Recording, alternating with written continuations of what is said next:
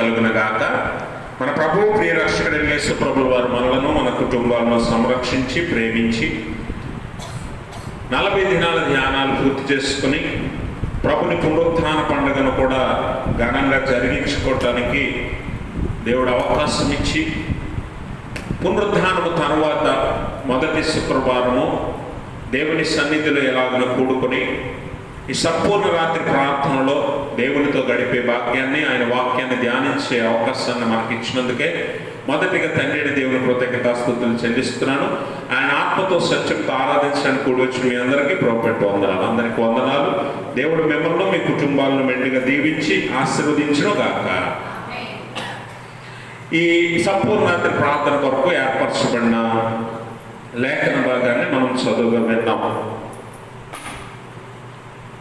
అపోస్తలుడైన పౌలు తిమోతికి రాసిన 2వ పత్రిక 1వ అధ్యాయము 7వ వచనంలో ఒక చక్కని మాటను అపోస్తలుడైన పౌలు తిమోతికి తెలియజేస్తూ ఉన్నాడు. ఒకసారి ఆ మాట చదువుదాం. దేవుడు మనకు శక్తియు ప్రేమయు ఇంద్రియ నిగ్రహము గల ఆత్మనే ఇచ్చెను గాని పిరికితనము గల ఆత్మనియ్యలేదు. ఈ లేఖనంలో అపోస్తలుడైన పౌలు తన ఆత్మీయ కుమారుడు దైవ సేవకుడైనటువంటి తిమోతికి 2 లేఖలు రాశాడు. ఈ 2 లేఖల్లో కూడా చిన్నవాడైనటువంటి తిమోతికి అపోస్తలుడైన పౌలు ఆత్మీయ అనుభవంతో, ఆత్మావేశంతో మంచి సంగతులను బోధించినట్లుగా మనం చూస్తాం. అయితే ఇందులో అపోస్తలుడైన పౌలు యొక్క అనుభవాలు ఉన్నాయి. అలాగే ఒక సేవకునిగా, విశ్వాసిగా పరిచర్యలో ఉపయోగపడే అనేక విషయాలను తిమోతికి పౌలు తెలియజేస్తున్నాడు. అలాగే తన వ్యక్తిగత జీవితంలో కూడా ఎదురయ్యే సమస్యల్లో నుంచి బయటపడటానికి, అలాగే ఎదురయ్యే శ్రమల్లో నుంచి వాటిని జయించటానికి అపోస్తలుడైన పౌలు తిమోతిని బలపరుస్తున్న లేఖనాలు కూడా ఉన్నాయి. అలాంటి బలపరిచే మాటల్లోనే ఇప్పుడు మనం చదువుకున్న ఈ మాట చెప్పబడింది. అపోస్తలుడైన పౌలు తిమోతితో అంటున్నాడు, దేవుడు మనకి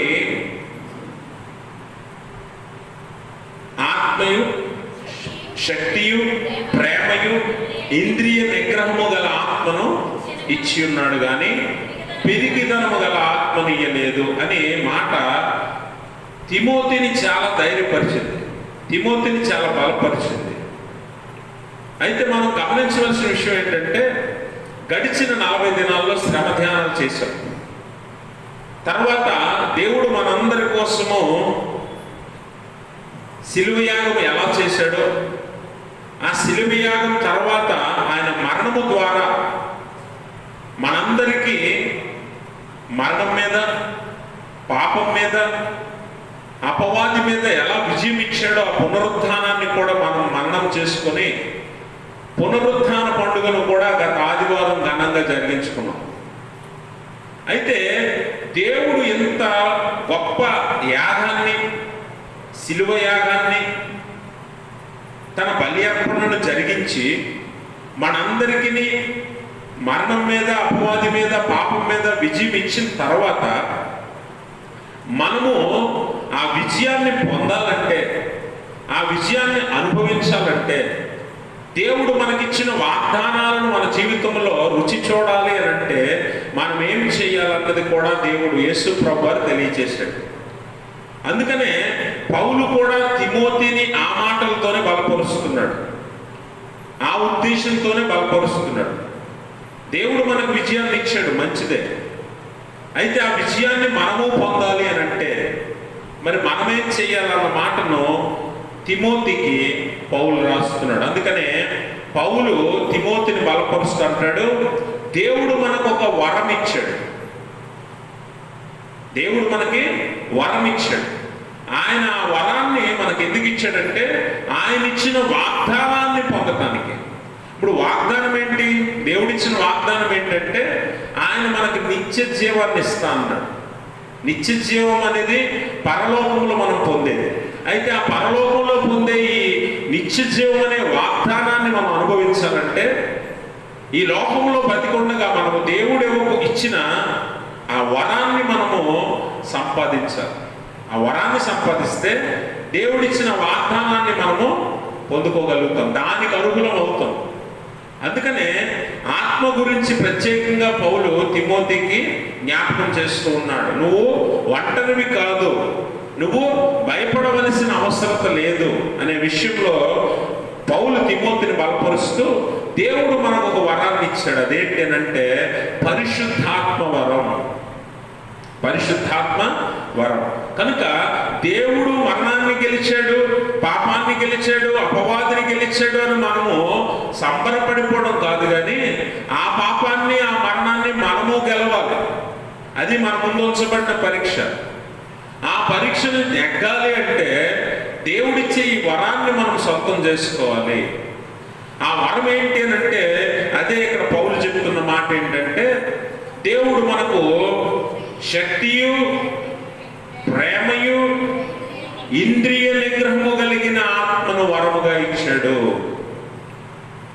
అందుకని మీరు గమనిస్తే పునరుత్థానము తర్వాత దేవుడు వారికి ఇస్తున్న వాగ్దానం ఏంటంటే, వారికి ఇస్తున్న వరం ఏంటి అంటే యేసు ప్రభువు అంటాడు కదా యోహాను సువార్తలో 14వ అధ్యాయంలో, మీ హృదయములను కలవరపడనీయొద్దు, దేవుని యందు నా యందు కూడా విశ్వాసం ఉంచండి, లేని ఎడల. ఈ మాటలు ఎప్పుడు చెప్తున్నాడు? ఆయన పునరుత్థానమయ్యి పరలోకానికి ఆరోహణం అవ్వడం గురించి ఆయన మాట్లాడుతూ, నేను వెళ్ళిన తర్వాత మీ యొద్ద ఉండటకు ఎవరిని పంపిస్తానన్నాడు? ఒక ఆదరణకర్తను నేను మీకు పంపిస్తాను. ఇది దేవుడిచ్చిన వరం. ఎందుకనంటే మనం ఆయన మనకిచ్చిన విజయాన్ని మరణం మీద, పాపం మీద మనము జయించాలి, పొందాలి అని అంటే మనం ఒక్కరముగా చేయలేము. కనుక దేవుడు ముందే అది ఎరిగి ఆయన అంటున్నాడు, నేను వెళ్ళిన తర్వాత మీ వద్ద ఉండటకు ఒక ఆదరణకర్తను నేను మీకు పంపిస్తాను అన్నాడు. అందుకనే అపోస్తలుడైన పేతురు కూడా ఏమంటాడంటే అపోస్తల కార్యాల గ్రంథము 2వ అధ్యాయం 38వ వచనంలో మనం చదివితే పేతురు అంటాడు, మారు మనసు పొంది పాప క్షమాపణ నిమిత్తము ప్రతివాడు యేసుక్రీస్తు నామమున బాప్తిస్మము పొందుడి, అప్పుడు మీరు పరిశుద్ధాత్మను వరము. ఈ వరాన్ని దేవుడు మనకు బహుమానంగా ఇచ్చాడు. కాబట్టి ఈ వరం ఎవడైతే సంపాదిస్తాడో వాడు దేవుడిచ్చిన ఈ నిత్య జీవం అనే వాగ్దానాన్ని అనుభవించడానికి అర్హుడవుతాడు. ఎందుకనంటే మనం ఒంటిగా ఈ లోకంలో మరణాన్ని కానీ పాపాన్ని కానీ జయించలేము. దేవుడు జయించాడని మనం గొప్పలు చెప్పుకొని మనం ఓడిపోతే దేవుడు చేసిన ఈ బలియాగానికి, దేవుడు చేసిన ఈ కార్యానికి, శిలువ కార్యానికి ఏమాత్రం విలువ ఉండదన్న విషయాన్ని మనం గమనించాలి. అందుకనే మనం గమనిస్తే యేసు ప్రభువు మరణించిన తర్వాత, అనగా గుడ్ ఫ్రైడే తర్వాత ఆయన పునరుత్థానం అయ్యాడు కదా. ఆదివారం ఉదయాన్నే పునరుత్థానం అయ్యాడు. ఆ తర్వాత 50 రోజులకి మరి ఆయన చెప్పినట్లుగానే అపోస్తల కార్యాల గ్రంథం 2వ అధ్యాయం మనం చదివితే ఆయన చెప్పినట్లుగానే పరిశుద్ధాత్మను పెంతెకోస్తు పండుగ దినాన ఇలాగే సంఘముగా కూడుకున్న ఆ శిష్యులకు, అలాగే మిగిలిన సంఘమంతటికి 120 మంది మీదకి దేవుడు పరిశుద్ధాత్మను కుమ్మరించాడు. చూడండి 2వ అధ్యాయం. పెంతెకోస్తు పండుగ దినము వచ్చినప్పుడు అందరూ ఒక చోట కూడి ఉండేది. అప్పుడు వేగముగా వీచి బలమైన గాలి వంటి ఒక ధ్వని ఆకాశం నుండి అకస్మాత్తుగా వారు కూర్చుని ఉన్న ఇల్లంతయు నిండెను. గమనించారా? అక్కడ దేవుడు చెప్పినట్లుగా, దేవుడు వాగ్దానం చేసినట్లుగా వారందరి మీదకి దేవుడు ఏం పంపాడట? పరిశుద్ధాత్మను పంపాడు. కనుక ఆ పరిశుద్ధాత్మ చేత నింపబడిన వారందరూ కూడా దేవుని ఆత్మీయ జీవితంలో, లేకపోతే దేవుడు ఏర్పరిచిన మార్గంలో ముందుకు సాగారు. మొదటి ఆదిమ సంఘం ఇది కదా, అపోస్తలులు ఆది సంఘము. కనుక ఈరోజు విశ్వాసిగా పునరుద్ధానం జరుపుకున్న మనము, 40 దినాలు ధ్యానం చేసిన మనము కూడా ఆత్మావేశముతో పరిశుద్ధాత్మ పూర్ణులమై ఎప్పుడైతే నిండి ఉంటామో అప్పుడు దేవుడిచ్చిన వాగ్దానాలకు అర్హురాలము అవుతాం. అంతేగాని పండగ జరుపుకొని చంకలు గుద్దుకొని ఇంటికి వెళ్ళిపోయి మళ్ళీ మనం విశ్వాసాన్ని, ఆత్మీయతను, ఆరాధనను, దేవుని సన్నిధిని మర్చిపోతే ఖచ్చితంగా మనము నామకార్థ క్రైస్తవులమే తప్ప నిజ క్రైస్తవులు ఎప్పటికీ అవ్వము కూడా. అందుకనే దేవుడు ఏ మార్గము మనకు చూపించాడో ఆ మార్గము చొప్పున మనము జీవించవలసిన వారమే ఉన్నాం. లేదంటే దేవుడు ఆ విజయాన్ని మనం అనుభవించలేమన్న సత్యాన్ని ఇక్కడ మనం జ్ఞాపకం చేసుకోవాలి. అందుకనే పరిశుద్ధాత్మ పూర్ణులై ఉండాలి, పరిశుద్ధాత్మను వరాన్ని సంపాదించిన వారమై ఉండాలి.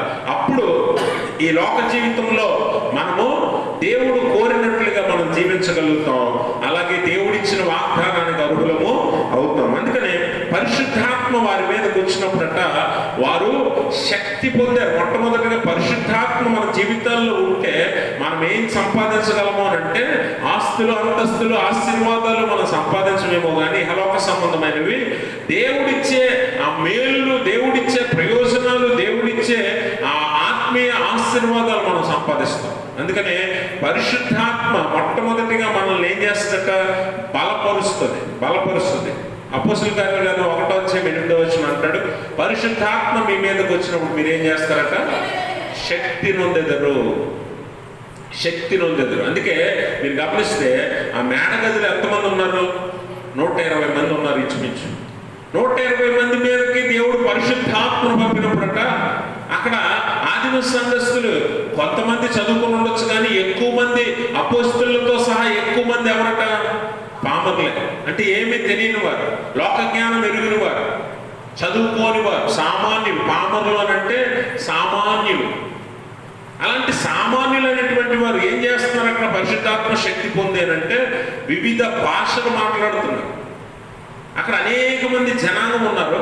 ఆ జనాంగానికి సంబంధించిన మా భాషల్ని వారు మాట్లాడడం మనం చూస్తాం. అంటే మనకు రానిది పరిశుద్ధాత్మ చేయించగలదు.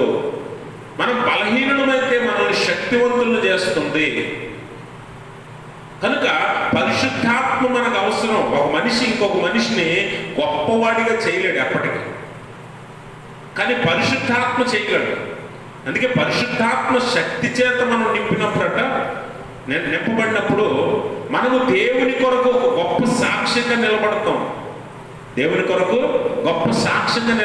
2వ అధ్యాయం మీరు ఇంటికి వెళ్ళి చదివితే అపోస్తలుల కార్యాలలో వారు అక్కడ మాట్లాడిన భాషలు ఇంచుమించు ఒక 16 భాషలు ఉంటాయి. ఎన్ని? ఒక 16 భాషలు మాట్లాడతారు వాళ్ళందరూ. ఈ 16 భాషల్లో ఏం మాట్లాడతారంటే ఏమి అర్థం కాని మాటలు మాట్లాడలేదు. అక్కడ మనం చదివితే అరబీలు, క్రేతీయులు వారి భాషలో వారు ఏం చేస్తున్నారట? దేవుని గొప్ప కార్యాలను వివరించడం వారు చూస్తున్నారు. చూడండి 11వ వచనం.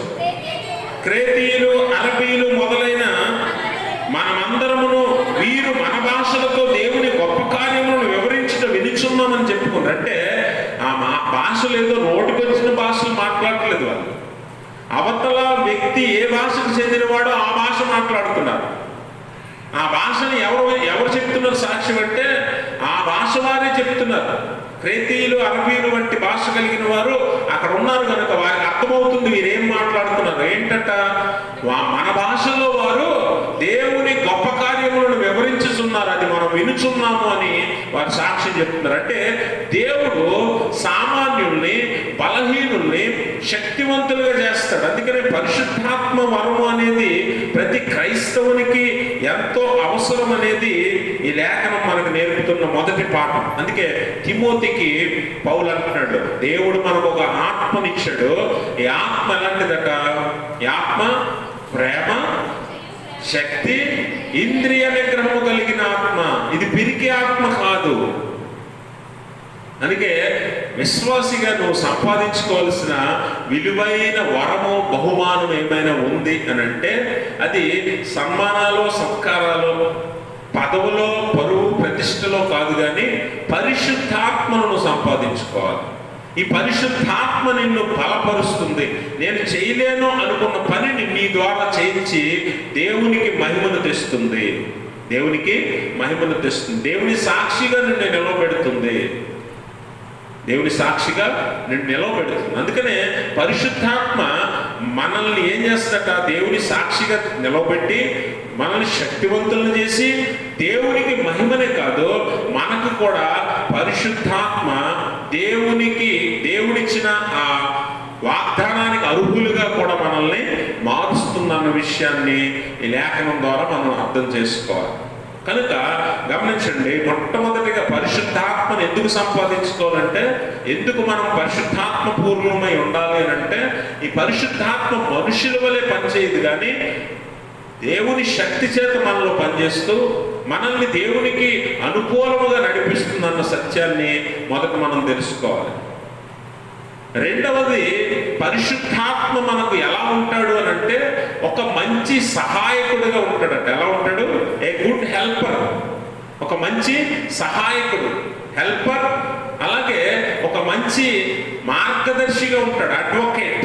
అడ్వకేట్ అంటే మన పక్షంగా వాదిస్తాడు. ఈరోజు లోక సంబంధమైన విషయాల్లో చాలా మంది న్యాయస్థానాలను ఆశ్రయించడం మనం చూస్తాం. న్యాయస్థానాలు ఆశ్రయించేటప్పుడు మనం వెళ్ళి మాట్లాడటానికి కుదరదు కదా. మనం వెళ్ళి మాట్లాడటానికి అర్హత ఉంటుందా? ఉండదు. మన పక్షంగా ఎవరు ఉండాలి? ఒక లాయర్ ఉండాలి, లేదా అడ్వకేట్ ఉండాలి. ఆ అడ్వకేట్ అనే ఆయన, లాయర్ అనే ఆయన ఏం చేస్తాడు? నీ పక్షంగా మాట్లాడతాడా? నీకు వ్యతిరేకంగా మాట్లాడతాడా? ఎందుకు ఏర్పరచుకున్నది ఎవరు? నువ్వు కదా. అందుకని పరిశుద్ధాత్మను సంపాదించుకుంటా, పరిశుద్ధాత్మ నీ పక్షంగా ఉంటాడు, నీకు మార్గదర్శిగా ఉంటాడు, నీకు సహాయకుడుగా ఉంటాడు అన్న విషయాన్ని ఇక్కడ మనము లేఖనాల ఆధారంగా తెలుసుకోవాలి. అందుకే పరిశుద్ధాత్మ చాలా అవసరం. పరిశుద్ధాత్మ చాలా అవసరం. మనుషులు అవసరానికి సహాయం చేస్తారో చేయరో తెలియదు, కానీ పరిశుద్ధాత్మ సకాలంలో సహాయం చేసే దేవుడు. God is always on time. సరైన సమయానికి దేవుడు సహాయం అందించగలడు. అందుకని పరిశుద్ధాత్మ నీకు తోడుగా ఉండాలి. ఎవరు లేకపోయినా ఉన్నా కూడా. మనుషులందరినీ సంపాదించుకుని పరిశుద్ధాత్మ లేని జీవితం జీవిస్తే అది వృధా, వ్యర్థం అన్న సత్యాన్ని తెలుసుకో. ఎందుకంటే పరిశుద్ధాత్మ లేకపోతే కొన్ని సందర్భాల్లో మనుషులు సహాయానికి అక్కడకు రారు. అందుకని దేవుని వాక్యం అంటది, మనుషులను ఆశ్రయించుట కంటే యెహోవాను ఆశ్రయించుట మేలు, రాజులను ఆశ్రయించుట కంటే యెహోవాను ఆశ్రయించుట మేలు. ఎందుకంటే యెహోవా దేవుడు మనకి పరిశుద్ధాత్మను వరాన్ని ఇచ్చాడు. ఆ పరిశుద్ధాత్ముడు మనతో ఉండి, మనలో ఉండి మనల్ని ఎలా నడిపించాలో అలా నడిపిస్తాడు. అందుకనే రోమాపత్రిక 8:26 అపోస్తలుడైన పౌలు అటువలే ఆత్మయు మన బలహీనతను చూచి సహాయం చేయుచున్నాడు. ఏలయనగా మనము యుక్తముగా ఎలాగూ ప్రార్థన చేయవలనో మనకు తెలియదు, కానీ ఉచ్చరింప శక్యము కాని మూలుగులతో ఆత్మ తానే మన పక్షముగా విజ్ఞాపనము చేయుచున్నాడు. అర్థమైందా? మనము దేవుణ్ణి అడగలేనప్పుడు, ఎలా అడగాలో తెలియనప్పుడు మన పక్షంగా పరిశుద్ధాత్ముడే ప్రార్థన చేస్తాడట, విజ్ఞాపన చేస్తాడట. అలాగే మన బలహీనతల యందు ఆయన సహాయం చేస్తాడు. మన బలహీనతల యందు ఆయన సహాయం చేస్తాడు. మనుషులు చేయలేరు. అందుకని పరిశుద్ధాత్ముడు నీకు చాలా అవసరం. మీరు ఎప్పుడైనా గమనించారా? అపోస్తలుడైన పౌలు పరిచర్య జీవితాన్ని మనం చూస్తే 3 మిషనరీ ప్రయాణాలు చేశాడు కదా. 3 మిషనరీ ప్రయాణాల్లో అపోస్తలుడైన పౌలు ఒంటరిగా చేసిన పరిచర్య చాలా ఎక్కువ, ఒక్కడిగా చేసిన పరిచర్య చాలా ఎక్కువ. అవసరాన్ని బట్టి అపోస్తలుడైన పౌలు తిమోతితో, లేకపోతే బర్నబాతో, అలాగే శీలతో, అలాగే మార్కుతో పరిచర్య చేశాడు, కానీ వ్యక్తిగతంగా ఒక్కడిగా చేసిందే ఎక్కువ పరిచర్య.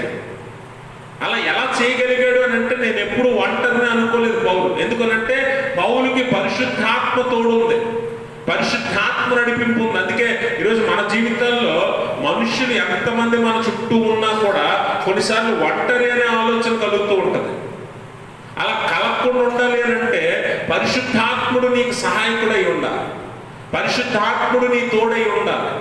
అందుకనే పౌల్ని చూడండి, ఎన్నోసార్లు కొట్టారు, రాళ్లతో కొట్టారు, కర్రలతో కొట్టారు, చెరసాల్లో వేసారు, చిత్రహింసలు పెట్టారు పౌల్ని. మీరు ఎప్పుడైనా గమనించారా? మొదటి మిషనరీ జర్నీ చేసేటప్పుడు ఇలాంటి శ్రమలు అనుభవిస్తే ఎవరైనా రెండో మిషనరీ జర్నీ చేస్తాడా? చేయగలరా? మరి ఎలా చేయగలిగాడు పౌలు? రెండో మిషనరీ జర్నీ అయిపోయాక మళ్ళీ మూడో మిషనరీ ప్రయాణం కూడా చేశాడు. 3 మిషనరీ ప్రయాణాలు ఎలా చేయగలిగాడు? ఎన్ని సంఘాలు స్థాపించాడు, ఎన్ని ఆత్మలు సంపాదించాడు, ఎలా చేయగలిగాడు అని అంటే ఇది పౌలు శక్తి చేత కాదు, బలము చేత కాదు, కానీ ఆత్మ చేతనే జరిగిందన్న సత్యాన్ని మనం గమనించాలి. అందుకే పౌలు పరిశుద్ధాత్మ శక్తి చేత నింపబడి పరిశుద్ధాత్మ నడిపింపులో ఉన్నాడు కనుక ఒంటరిగానే చాలా ప్రయాణం చేశాడు, ఒంటరిగానే ఎన్నో స్థలాలు తిరిగాడు, ఎంతో మందికి సువార్తను ప్రకటించాడు. ఈరోజు నీ జీవితంలో పరిశుద్ధాత్మ ఉన్నప్పుడు నేను ఒంటరిని అనే ఆలోచన నీకు రానియడు. నేను ఎవరు లేనివాడిని, ఎవరు లేనిదాన్ని అని నీకు అనిపించకుండా పరిశుద్ధాత్ముడు నిన్ను ఎలా నడిపించాలో అలా నడిపిస్తాడు. అందుకే పరిశుద్ధాత్మ ఎప్పుడు కూడా మనకి సహాయకుడిగా ఉండాలి అనే విషయాన్ని పౌలు తెలియజేస్తున్నాడు. అందుకే మన బలహీనతలలో, కృంగిపోయిన పరిస్థితుల్లో, మనం పడిపోతున్న పరిస్థితుల్లో మళ్ళీ లేవనెత్తుతాడు, మళ్ళీ నడిపిస్తాడు, మళ్ళీ బలపరుస్తాడు. పౌల్ని అలాగే లేపాడు, పౌల్ని అలాగే లేపి మళ్ళీ పరిచర్య మార్గంలో నడిపించాడు. తప్పిపోనీయుడు, తొలగిపోనీయుడు, పడిపోనీయుడు. పడిపోతే లేవనెత్తుతాడు, తొలగిపోతే మళ్ళీ తీసుకొచ్చి మార్గంలో పెడతాడు. అందుకే మంచి మార్గదర్శి. నీ నిమిత్తము ఒకవేళ నువ్వు పొరపాటు చేసిన దేవునికి దూరం అయిపోతుంటే నీ నిమిత్తము విజ్ఞాపన చేసి నిన్ను మళ్ళీ దేవునికి దగ్గర చేస్తాడు పరిశుద్ధాత్ముడు. అందుకే అటువంటి పరిశుద్ధాత్ముడు నీకు తోడుగా ఉండాలి అని ఈ లేఖనం ద్వారా పౌలు తిమోతిని బలపరుస్తున్నాడు. ఈరోజు అదే లేఖనం మనల్ని కూడా బలపరుస్తుంది. అందుకే మనము సంపాదించుకోవాల్సిన వరము, బహుమానము ఏది అని అంటే పరిశుద్ధాత్మ అనే విషయాన్ని ఈ లేఖనం ద్వారా మనం గమనించాలి. అందుకే ఎఫెసీ పత్రికలో సంఘము కొరకు అపోస్తలుడైన పౌలు ప్రార్థన చేస్తాడు. ఎఫెసీ పత్రిక 3వ అధ్యాయము 16వ వచనం ఒకసారి చదువుదాం. 15వ వచనం. మీరు అంతరంగ పురుషుని యందు శక్తి కలిగి ఆయన ఆత్మ వల్ల బలపరచబడినట్లుగాను క్రీస్తు మీ హృదయంలో విశ్వాసము ద్వారా నివసించినట్లుగాను తన మహిమైశ్వర్యము చొప్పున మీకు దయచేయవలననియు మీరు దేవుని సంపూర్ణత యందు పూర్ణులు ఉన్నట్లుగా ప్రేమ యందు వేరుపడి స్థిరపడి సమస్త పరిశుద్ధులతో కూడా దాని వెడల్పు, పొడుగు, లోతు, ఎత్తు ఎంతో గ్రహించుకొనుటకును జ్ఞానమునకు మించిన క్రీస్తు ప్రేమను తెలుసుకొనుటకును తగిన శక్తి గలవారు కావాలని ప్రార్థించుచున్నానంటాడు. గమనించారా? మనము ఆత్మ వలన బలపరచబడినట్లు, ఆత్మ వలన బలపరచబడినట్లు దేవుని ప్రేమ యొక్క లోతెంతో, ఎత్తెంతో, వెడల్పెంతో, పొడవెంతో మనం తెలుసుకున్నట్లు మన కోసం అపోస్తలుడైన పౌలు ప్రార్థన చేస్తున్నాడు. అందుకనే మనం గమనించవలసిన విషయం ఏంటంటే మనము సంపాదించుకోవాల్సింది, ప్రయాసపడవలసింది దేనికోసం ప్రార్థన చేయాలి అని అంటే పరిశుద్ధాత్మ వరమును పొందటానికే ప్రార్థన చెయ్యాలి. అది మనల్ని చక్కని మార్గాలలో, దేవుని మార్గాలలో, వాక్యపు మార్గాలలో నడిపిస్తుంది. మనల్ని తొలగిపోనీయదు, తప్పిపోనీయదు, పడిపోనీయదు అని ఈ లేఖనం ద్వారా మనం జ్ఞాపకం చేసుకోవాలి. కనుక పరిశుద్ధాత్మ మొట్టమొదటి నిన్ను బలపరుస్తుంది బలహీనతలో. మోషే ఏమన్నాడు?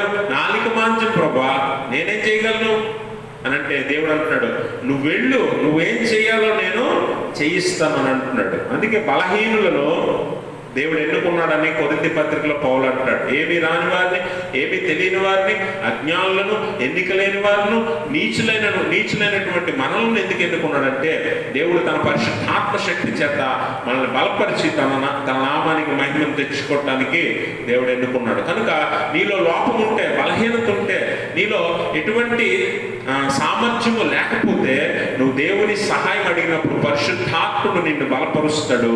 మళ్ళీ నీకు ఆ స్థితిని, ఆ శక్తిని నీకు దయచేస్తాడని తెలుసుకోవాలి. కనుక అతను మనకు మంచి సహాయకుడుగా ఉన్నాడు. ఏ గుడ్ హెల్పర్ అలాగే మంచి మార్గదర్శిగా ఉన్నాడు. మూడవది ఏంటి అంటే పరిశుద్ధాత్మ ఉంటే అట నీ దగ్గర, అదే నీ భవిష్యత్తు వాగ్దానానికి భరోసా, గ్యారంటీ. గ్యారంటీ దేనికట? భవిష్యత్తు దేవుడిచ్చిన వాగ్దానానికి అనగా నిత్య జీవానికి నీ దగ్గర గ్యారంటీ ఏంటి అని అంటే నీ దగ్గర పరిశుద్ధాత్మ ఉంటే నువ్వు నిత్య జీవం పొందుకున్నట్టే. అర్థమైందా మీకు? నీ దగ్గర పరిశుద్ధాత్మ ఉంటే నీ దగ్గర నిత్య జీవం ఉన్నట్టే. ఎందుకనంటే ఈరోజు మనం చాలాసార్లు మార్కెట్లో వస్తువులు కొంటూ ఉంటాం. వస్తువులు కొనేటప్పుడు ఒక విలువ పెట్టి, ఎక్కువ విలువ పెట్టి ఒక వస్తువును కొన్నప్పుడు ఆ వస్తువు ఎంతకాలం మన్నుతుంది అని మనం అడుగుతామా? అడుగుతాం లేదా? అడిగినప్పుడు ఆ యజమానుడు లేదా అమ్మేవాడు ఏం చెప్తాడు?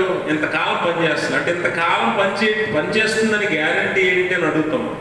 ఈరోజు చాలా వాల్యుబుల్ వస్తువులు ఏవైనా సరే వాడు ఏం చేస్తాడు? షాప్ వాడు ఒక గ్యారంటీ కార్డు రాసిస్తాడు మనకి కదా. ఇది బిల్లు కానీ లేకపోతే గ్యారంటీ కార్డు కానీ మనకి ఇస్తాడు.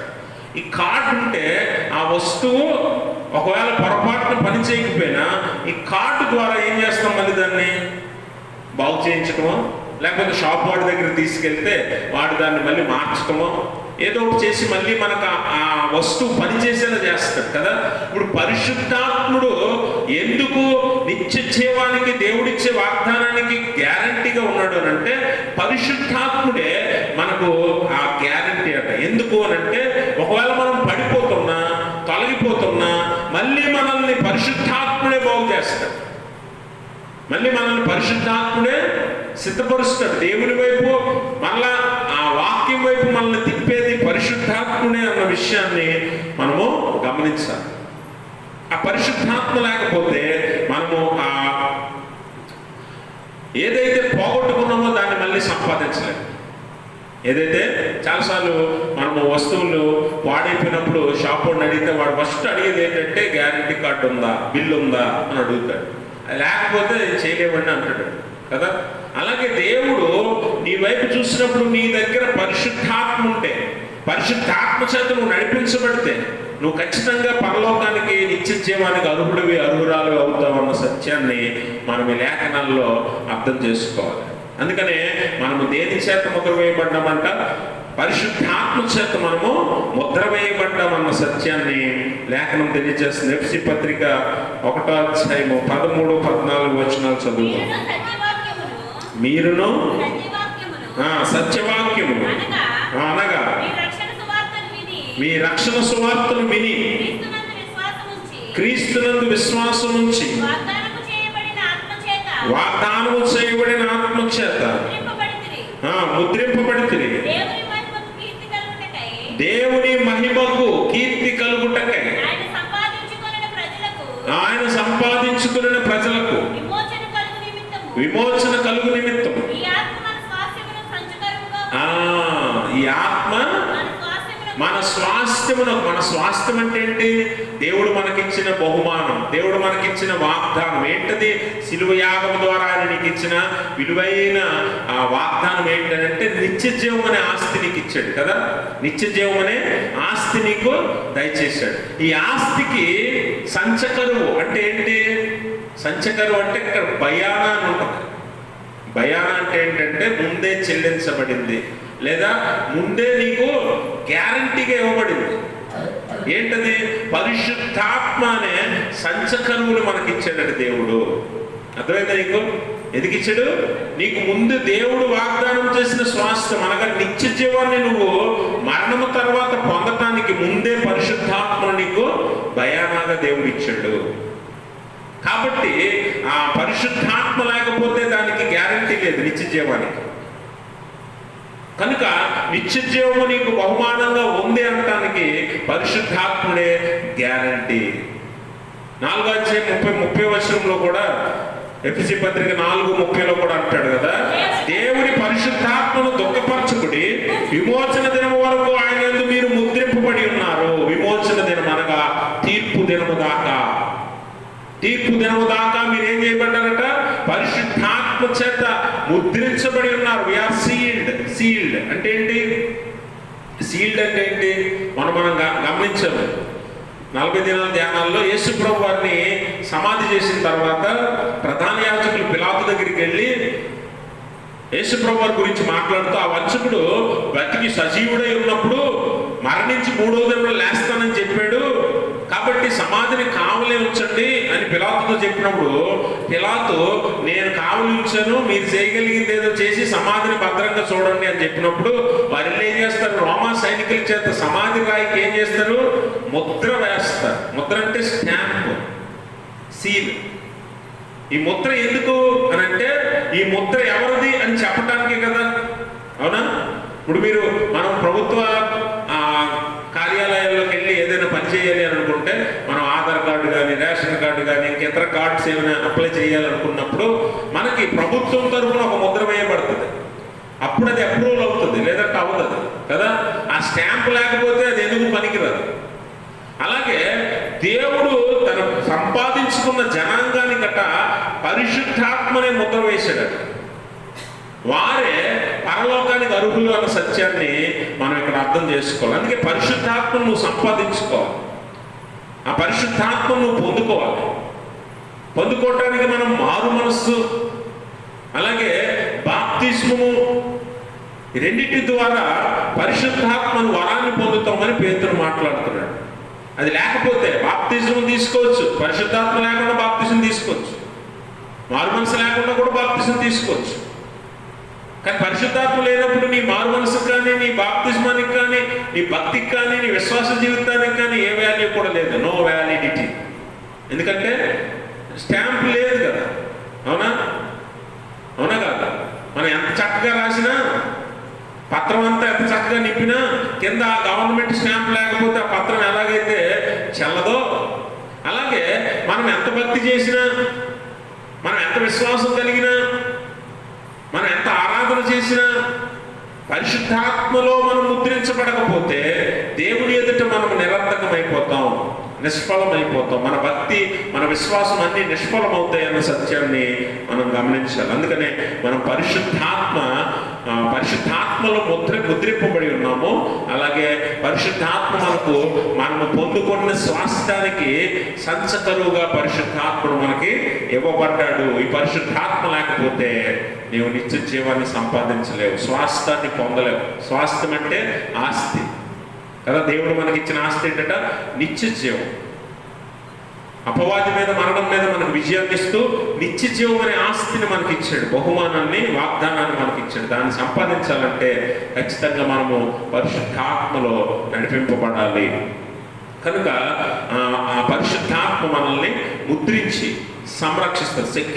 సెక్యూరిటీ అంటే కాపాడేది, కావలి కాసేది, మనల్ని కావలి కాస్తుంది. పడిపోకుండా, తొలగిపోకుండా, అపవాది చేతికి చిక్కకుండా, ఏ సమయంలో ఎలాంటి నిర్ణయం తీసుకోవాలి, ఏ సమయంలో ఏం చేయాలన్నవి మనకి మంచి ఆలోచనకర్తగా పరిశుద్ధాత్ముడు మనకు ఉంటాడని లేఖనము తెలియజేస్తుంది. అందుకే తిమోతిని అలాగే బలపరుస్తున్నాడు. పరిచర్యలు ఉన్నప్పుడు, నువ్వు సంఘంలో ఉన్నప్పుడు, విశ్వాసుల మధ్య ఉన్నప్పుడు నువ్వు పరిశుద్ధాత్మను పొందుకున్నావు ఉన్న సత్యాన్ని మర్చిపోకుండా, ఆ పరిశుద్ధాత్మ పిరికితనము కలిగింది కాదు, కానీ ప్రేమ, శక్తి, ఇంద్రియ నిగ్రహము కలిగిన ఆత్మను దేవుడు మనకు బహుమానంగా ఇచ్చాడన్న సత్యాన్ని గుర్తు చేసుకుని నువ్వు ధైర్యము కలిగి నీ పరిచర్యలో ముందుకెళ్ళు, ధైర్యము కలిగి విశ్వాసులకు మాదిరిగా ఉండు అని పౌలు తిమోతిని బలపరుస్తూ ఉన్నాడు. కాబట్టి ఈరోజు అవే మాటలు మనల్ని కూడా బలపరుస్తున్నాయి. మనము కూడా పరిశుద్ధాత్మ శక్తి చేత నింపబడి ఆ శక్తిని, బలాన్ని, మనము ఆ ఇంద్రియ నిగ్రహాన్ని సంపాదించుకొని మన విశ్వాసంలో ముందుకు వెళ్ళినప్పుడు దేవుడు ఇచ్చిన వాగ్దానానికి, స్వాస్థ్యానికి మనం అర్హులం అవుతామని ఈ లేఖనం ద్వారా మనం అర్థం చేసుకోవాలి. తర్వాత పరిశుద్ధాత్మ నీ దగ్గర ఉంటేట, పరిశుద్ధాత్మ నిన్ను ఏం చేస్తుందంటే దేవునికి నిన్ను దత్తత చేసి, ఎవరికి? దేవునికి నిన్ను దత్తత చేసి నిన్ను స్వతంత్రునిగా చేస్తుంది. దేవునికి నిన్ను దత్తత చేసి స్వతంత్రునిగా చేస్తుంది. ఇక్కడ మనం గమనించవలసిన విషయం ఏంటంటే, దత్తత అనే విషయాన్ని మనం ఒకసారి ఆలోచన చేయాలి. అడాప్షన్ అంటే దత్తత కార్యక్రమం యూదుల మధ్యలో ఎలా జరుగుతుందో మనం ఆలోచిస్తే, యూదులు దత్తత తీసుకునేటప్పుడు దత్తత ఇచ్చే తండ్రి పక్కన కుమారుడు ఉండాలి, ఇటువైపు దత్తత తీసుకునే తండ్రి ఉండాలి. ఇది 3 సార్లు జరిగే ప్రక్రియ.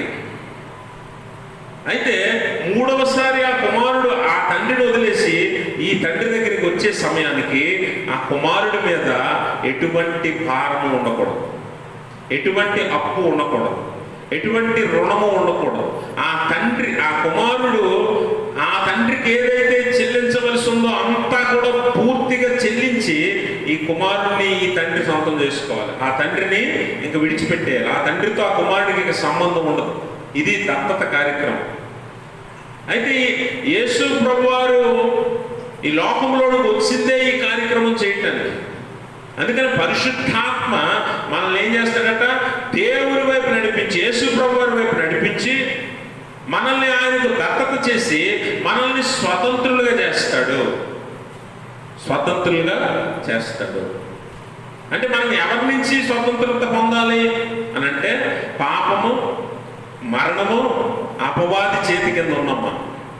అలాంటి మనల్ని యేసు ప్రభువారు ఏం చేశాడంటే తన శిలువ యాగము ద్వారా, తన బలి అర్పణ ద్వారా, తన విలువైన రక్తము ద్వారా మనల్ని ఏం చేశాడంటే కొన్నాడు. అందుకే కదా ఆయన ఏమంటాడు, మీరు మీ సొత్తు కారు, మీరు విలువ పెట్టి కొనబడిన వారు అని యేసు ప్రభువారు మాట్లాడతారు.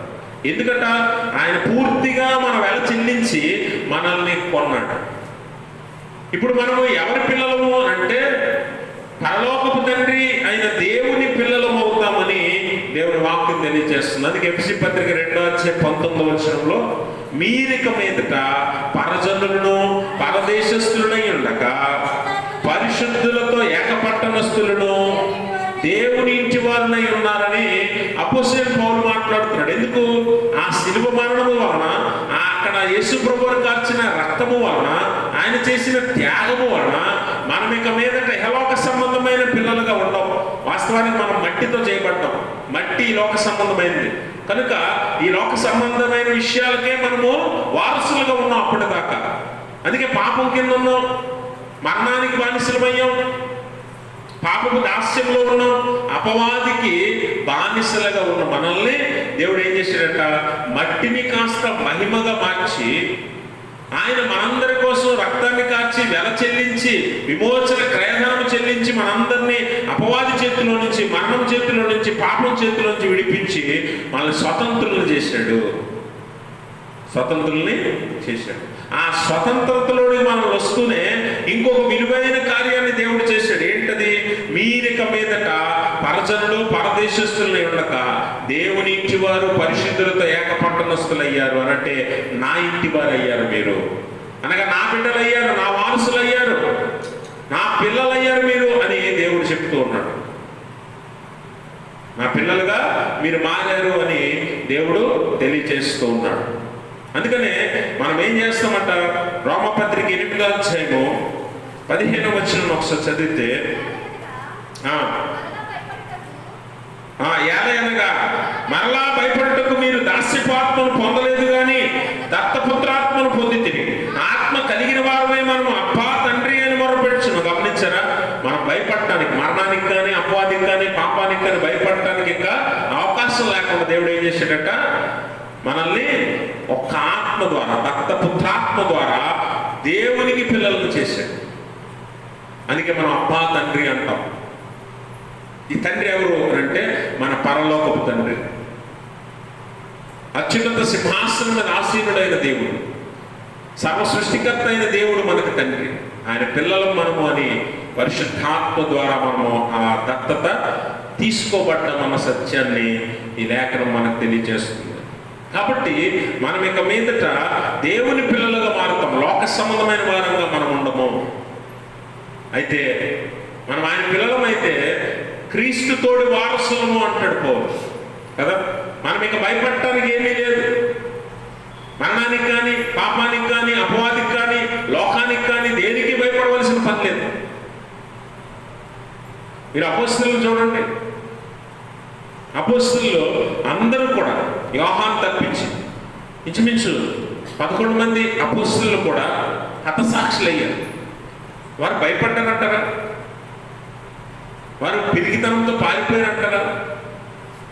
వారు ఏమాత్రం కూడా ఎందుకు భయపడలేదు మరణానికి కూడా అంటే వారు ఏ ఆత్మట?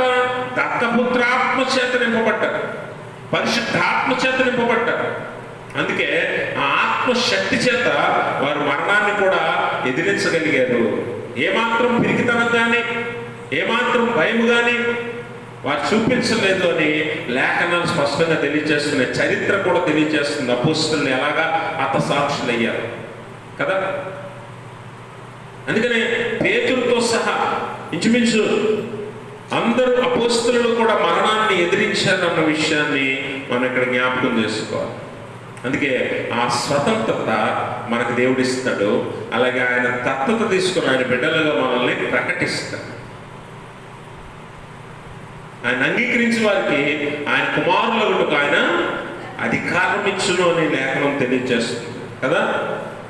ఆ అధికారం ఎప్పుడట? ఆయన అంగీకరించినప్పుడు, ఆయన ఒప్పుకున్నప్పుడు, అప్పుడు మనం ఆయన పిల్లలు అవటానికి దేవుడు అవకాశం ఇస్తాడని మనము తెలుసుకోవాలి, నేర్చుకోవాలి. అందుకే విశ్వాస జీవితము మనం జీవించాలి అని అంటే ఏదో మనం నామకార్థంగా దేవుని సన్నిధికి వచ్చి ప్రార్థనలో కూర్చుని ఈ నామకార్థ కార్యక్రమాలన్నీ చేయటం కంటే దేవుని మాటను బట్టి అపోస్తలులైనటువంటి వారు మీరే యెరూషలేము విడిచెళ్ళొద్దు, ఇక్కడే ఉండండి. పరిశుద్ధాత్మ మీ మీదకి వచ్చే వరకు యెరూషలేము విడిచి ఎక్కడికి వెళ్ళొద్దంటే అక్కడే ఉన్నారు. 50వ దినం పెంతెకొస్తు పండుగ దినాన్ని దేవుడు వాగ్దానం చేసినట్టు పరిశుద్ధాత్మను విస్తారంగా వారి మీద కుమ్మరించాడు. అంటే దేవుని మాటను బట్టి మనం జీవించాలి. అందుకే ఇప్పుడు మనం పరిశుద్ధాత్మను పొందుకుంటేనే కానీ విశ్వాస జీవితాన్ని జీవించలేము. లేదంటే ఎంత భక్తి చేయి, ఎంత విశ్వాసం చూపించు, ఎంత చక్కగా పాటలు పాడు, ఎంత చక్కగా ప్రార్థన చేయి, ఎన్ని చేసినా వృధా వృధా వృధా. సొలొమోను చెప్పినట్టు వ్యర్థం వ్యర్థం వ్యర్థమే. ఎందుకంటే పరిశుద్ధాత్మ లేనప్పుడు నువ్వు దేవుని ఎదుట అర్హునిగా అర్హురాలిగా కనిపించవు. అందుకే ఆ పరిశుద్ధాత్మను పొందుకోమని చెప్తున్నాడు. పేతురు అవ్వచ్చు, పౌలు అవ్వచ్చు, యేసుప్రభువు అవ్వచ్చు, అందరూ కూడా ఏం చెప్తున్నారట?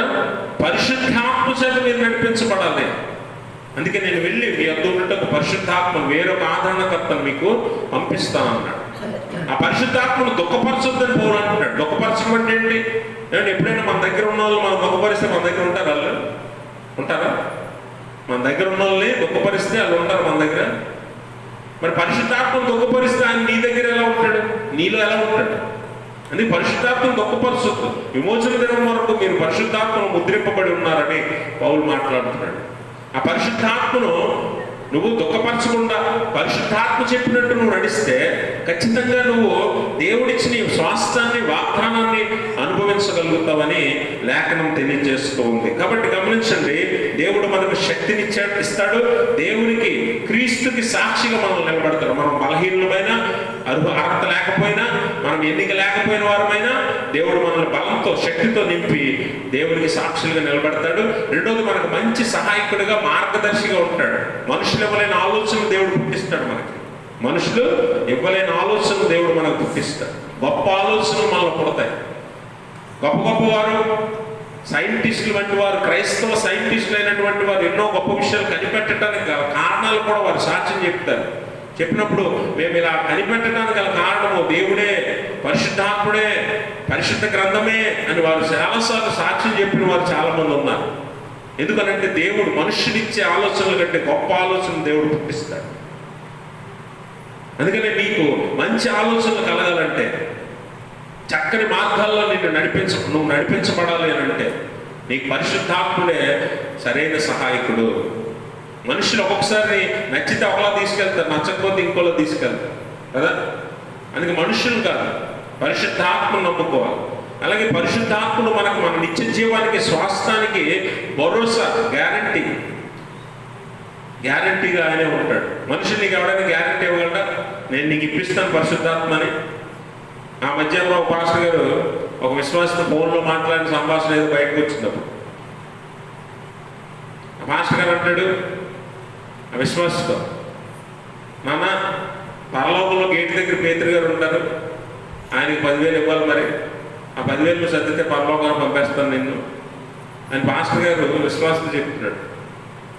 అది నిజమో అబద్ధమో తెలియదు, కానీ మనుషులు ఎవరు కూడా నీకు పరలోకానికి గ్యారంటీ ఇవ్వలేరు.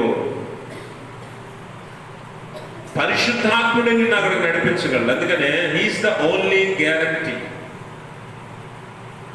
అతనే నీకు నిజమైన భరోసా. అందుకే పరిశుద్ధాత్మ నీ దగ్గర ఉండాలి. లేకపోతే ఇంతకాలం నువ్వు చేసిన భక్తి కానీ, విశ్వాసం కానీ, క్రైస్తవ జీవితం కానీ అంత వ్యర్థం, వృధా అయిపోతుంది. అలాగే నిన్ను స్వతంత్రతలోనికి రప్పించి దేవుని బిడ్డలుగా మనల్ని మార్చగలడు. దేవునికి దత్తపుత్రులుగా మనల్ని మార్చగలడు. అందుకే పరిశుద్ధాత్ముడు, దత్తపుత్రాత్ముడు మనల్ని ఆ రీతిగా నడిపిస్తాడు. దేనికి నువ్వు భయపడక, దేనికి మునుపటి వల్లే భయపడాల్సిన అవసరం లేదు.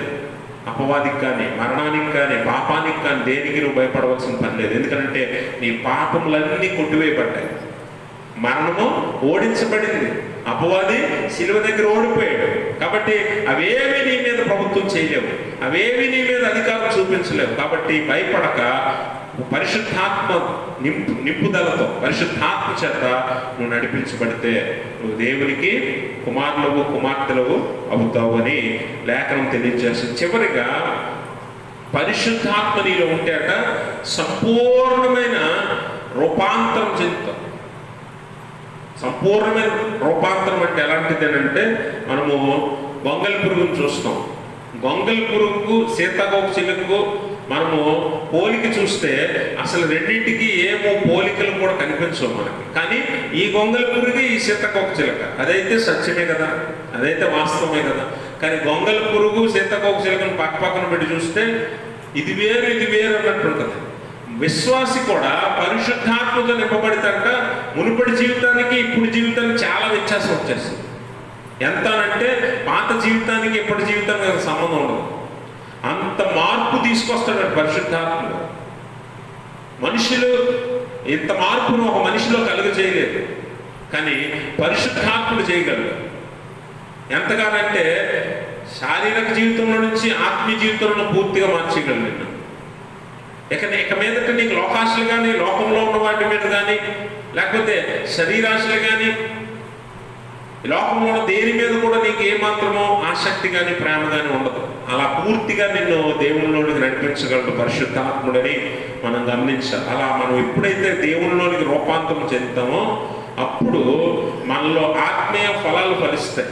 గలతీ పత్రిక 5వ అధ్యాయంలో చెప్పినట్లుగా ఆత్మ ఫలాలు మనలో ఫలించాలంటే ముందు ఏం చేయాలి? చూడండి 19వ వచనం, 16వ వచనం చదవండి.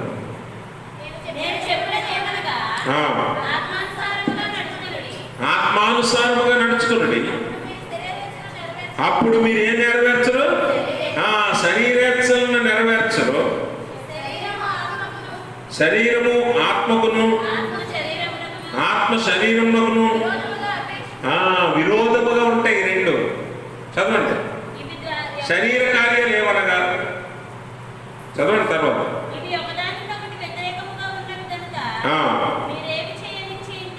మీరేమి చేయనిచ్చింతురు వాటిని చేయకుందురు. మీరు ఆత్మచేత నడిపింపబడిన 19వ వచనం చదవండి. శరీర కార్యములు స్పష్టమై ఉన్నవి. అవేమనగా జాగ్రత్తము, అపవిత్రత, కాముకత్వము, విగ్రహారాధన, విచారము, ద్వేషములు, కలహములు, మత్సరములు, క్రోధములు, కక్షలు, భేదములు, విమతములు, అసూయలు, మద్దతులు, అల్లరితో కూడిన ఆటపాటలు మొదలైనవి. వీటిని గురించి నేను మునుపు చెప్పిన ప్రకారం వాటిని చేయవారు దేవుని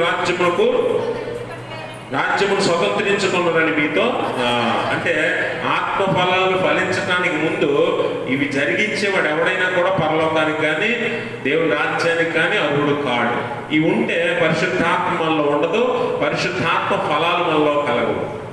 అవి కలగాలంటే ఇవన్నీ విడిచిపెట్టాలి. అదే సీతాకోక చిలుకదా మారాలి అని అంటే నువ్వు గొంగలి పురుగుగా ఉన్న పాత జీవితాన్ని వదిలేయాలి.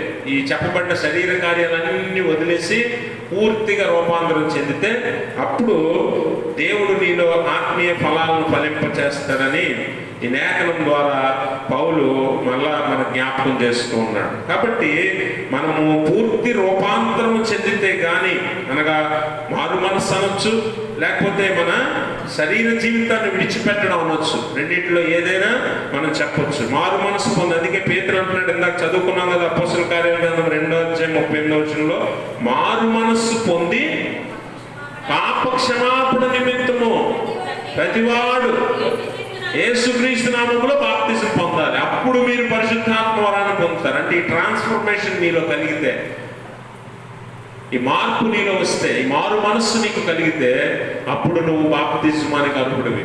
అది పొందితే పరిశుద్ధాత్మ వరాన్ని పొందుకుంటావు. ఆ పరిశుద్ధాత్మ వరము నీకు ఎలా పనిచేస్తుందంటే, నిన్ను బలవంతునిగా చేస్తుంది, శక్తివంతునిగా చేస్తుంది. నువ్వు చేయలేను అనుకున్న పని నీ ద్వారా చేస్తుంది, జరిగిస్తుంది కదా. దేవుని సాక్షిగా నేను నిలబడతా.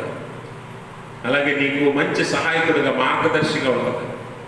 నీ పరిశుద్ధాత్మ నీకు ఎలా ఉంటుందంటే, దేవుడు నీకు ఇచ్చిన వాగ్దానానికి గ్యారంటీగా నీకు ఉంటుంది. అది ఉంటే నువ్వేం పోగొట్టుకున్న పర్లేదు లోకంలో. అందుకే అపోస్తలుల ప్రాణాలే పోగొట్టుకున్నాం. అపోస్తలుల ప్రాణాలు ఎందుకు పెట్టారంటే, ఇంతకంటే విలువైనది మేము సంపాదించుకున్నాం. ఇప్పుడు ప్రాణం పోయినా పర్లేదు, మళ్ళీ మాకు దక్కాల్సిన సమయం వచ్చినప్పుడు అది మాకు దక్కుతుంది. నా నిమిత్తం ప్రాణం పెట్టేవాడు దాన్ని పోగొట్టుకున్నా తిరిగి మళ్ళా దక్కించుకుంటాడని దేవుని వాక్యం తెలియజేసి యేసు ప్రభువు చెప్తున్నారు. కాబట్టి విలువైనది ఉన్నప్పుడు విలువలేనివి ఎన్నున్నా అనవసరం, అవన్నీ వదులుకోవచ్చు. అందుకే ఈ లోకంలో ఏది శాశ్వతం కాదు, ప్రాణంతో సహా, ఈ జీవితంతో సహా అన్నీ శాశ్వతం కాదు. అందుకే వదిలిపెట్టవలసిన విడిచిపెట్టి దేవుని ఆత్మీయ వాగ్దానాలను పట్టుకోవాలి గట్టిగా.